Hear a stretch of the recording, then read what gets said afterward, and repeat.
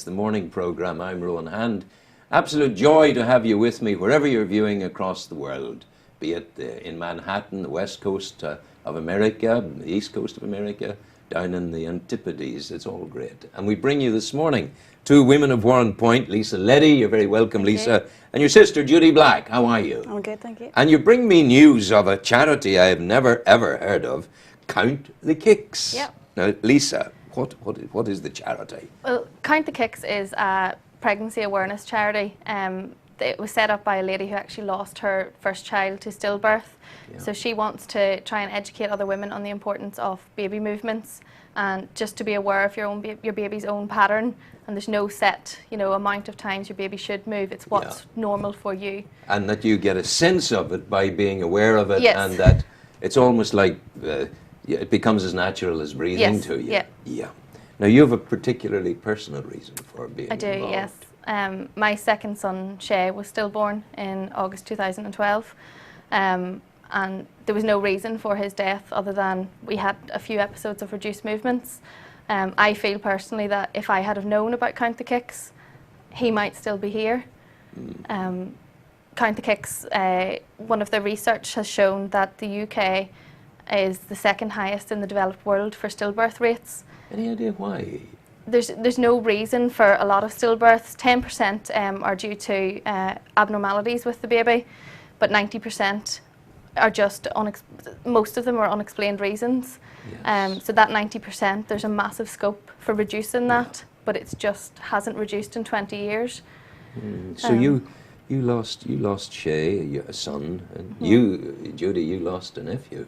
I did, of course. Yeah, it was a family-wide bereavement, and we were all there for each other. And it doesn't just affect the mother and the father; it affected our whole family. I can see this. I can see this indeed. And did Shay go full term? I was 37 weeks plus 2 days when he passed away.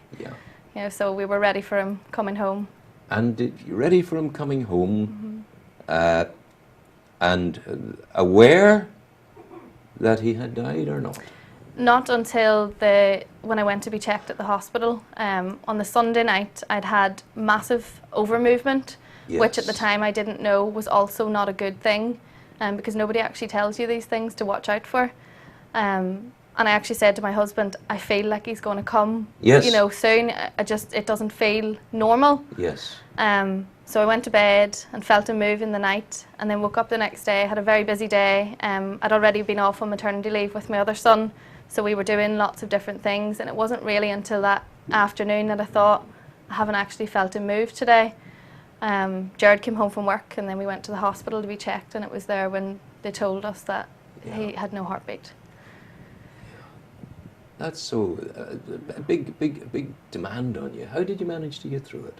With the help of my family and friends. Friends were there. Dara, our other son, he was 18 months old at the time, so we had to keep going as normal as we possibly could because he needed us as well. Absolutely. And what did the medical people tell you about it? Shay's death was unexplained, which 50% of stillbirths are unexplained. There's no reason for them, other than his placenta was quite small.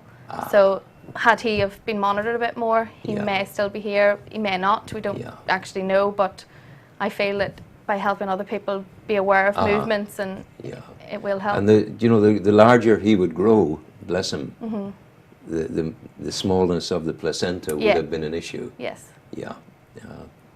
It is tough for you because you're the younger sister. Yeah, you have to put on a brave face whenever you see your big sister, who was always the stronger of the two, broken. You sort of lose a wee bit of hope yourself. But we had Dara, as Lisa said, to keep us all busy and distracted, and it got us through some really tough times. He doesn't know, even now when he's 3.5, just how much he has helped the situation. And the little human being that you held in your arms, and you had him in your arms for a time, and before he was laid to rest, because his spirit had gone on somewhere else. His spirit will never leave you, of course. No, definitely not. It's a bit like any of us when we lose someone close. That person remains as part of our psyche in all the time to come. Do you sense that? Yeah. Yes, definitely. We feel Shay and everything, and as a family we include him in everything, especially for Dara, because Dara got to meet him as well and got to hold him, and we were very lucky that my mum and my sister and her boyfriend and Jared's sister came over. We were actually living in Manchester at the time, Yeah. so they came over for Shay being born then, because we knew obviously it had already passed when he was born. So they all got to meet him too. So it was. Yeah. It was nice. And then sometime afterwards you found out about the charity. I did. A few months later, I found out about it. It was just starting to become more popular, more within bereavement communities. It was only really, starting to come out and trying to spread the word. Isn't it interesting you say bereavement communities? This would indicate a substantial number of people who endure this trauma and this awfulness. There's 17 babies die every day in the UK. 11 of those are stillbirths. 6 are neonatal deaths. Yes. And that's the UK wide, so it amounts to over 3,000 babies a year are dying. Half of which could be stopped. Could be stopped, indeed. And there is.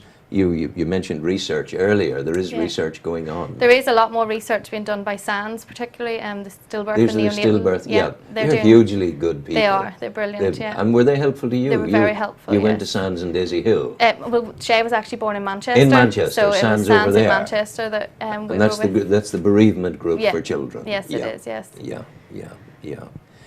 Now you want to raise some money for Count the Kicks. It's more even than raising money. One of the ladies who helps the general running of Count the Kicks came up with a recycling scheme that by recycling everyday rubbish, they actually get money funded to them. So for example, they collect empty baby wipe packets. Yes. People throw them out anyway. They're no good to you. They collect them and they are recycled by TerraCycle. They make them into watering cans. Goodness gracious. They're made into all sorts of different everyday items. But in return then, Count the Kicks get 2p for every wipe packet, which is the actual cost of reproducing an information leaflet for pregnant women that are now in bounty packs that all pregnant women get in the UK, and midwives have them too.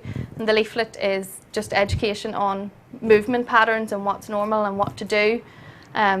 So it's very practical. It is, yes. For everyday rubbish, it's one piece of rubbish equals one magnificent leaflet. And that's the simpleness of it. One baby wipe packet is one leaflet.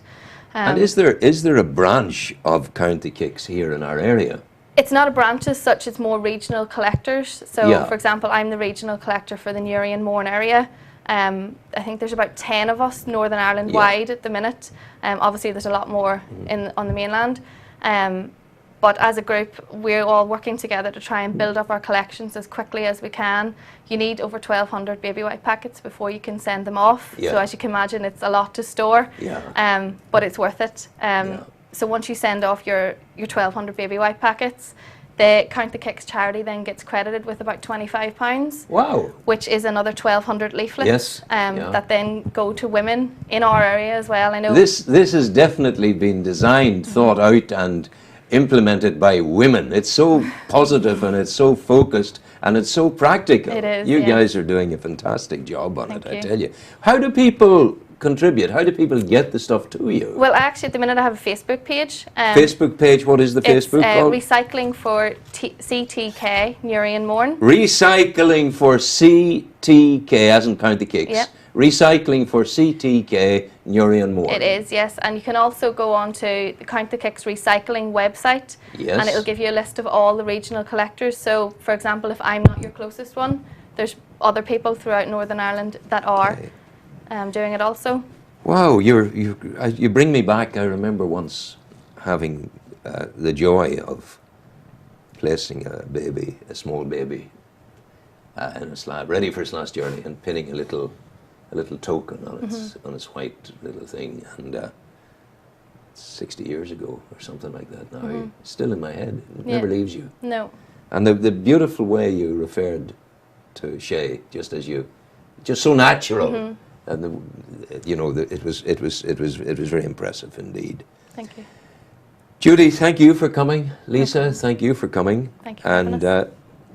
You're wonderfully inspiring people. Thank you very much. Good job. Thank you. Take care. All the best to you. Bye-bye. Thank you.